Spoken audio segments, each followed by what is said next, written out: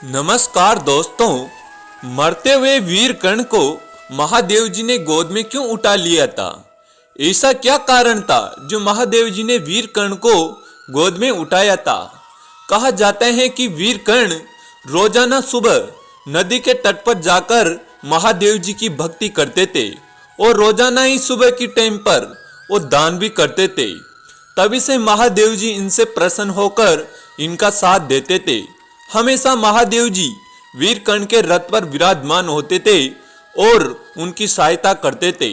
और एक दिन युद्ध के समय जब वीर कर्ण बेहोश हो जाता है तब महादेव जी आकर उनको गोद में उठाते हैं। तो आज इनकी पूरी चर्चा करेंगे कि महादेव जी और वीर कर्ण का क्या कारण है। तो आगे बढ़ने से पहले हमारे YouTube चैनल को लाइक सब्सक्राइब जरूर करें और पूरी वीडियो जरूर देखें। कर्ण महाभारत के महान योद्धाओं में से एक थे। कर्ण एक महान योद्धा होने के साथ साथ आदर्श दानवीर भी थे।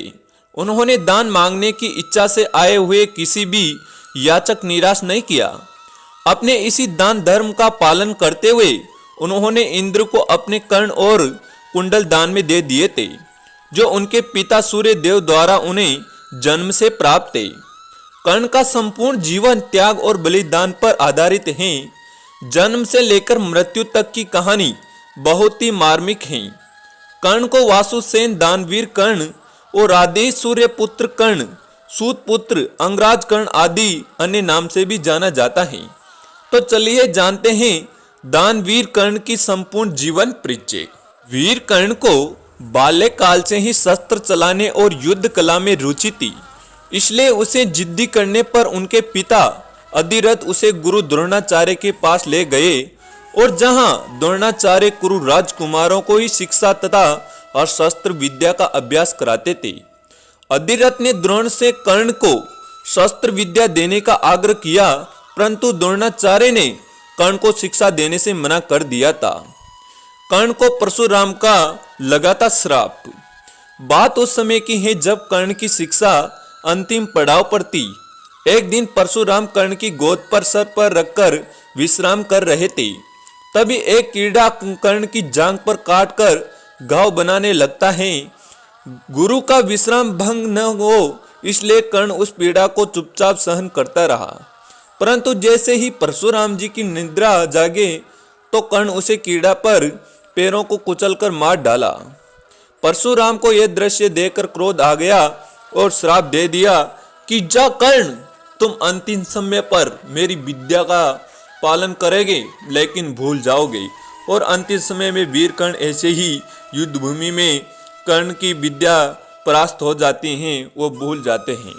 अब आते हैं कर्ण दुर्योधन से मित्रता। कर्ण की कहा जाए तो ये मित्रता के लिए भी बहुत जाने जाते हैं। सभी कौरव पांडु राजकुमार की शिक्षा पूर्ण होने के पश्चात गुरु द्रोणाचार्य ने अपनी शिष्यों की शस्त्र विद्या तथा युद्ध कौशल के प्रदर्शन करने हेतु रणभूमि का आयोजन किया। रणभूमि में अन्य देशों के राजकुमारों ने भी भाग लिया था, जिसमें अर्जुन को सर्वश्रेष्ठ धनुर्धर चुना गया।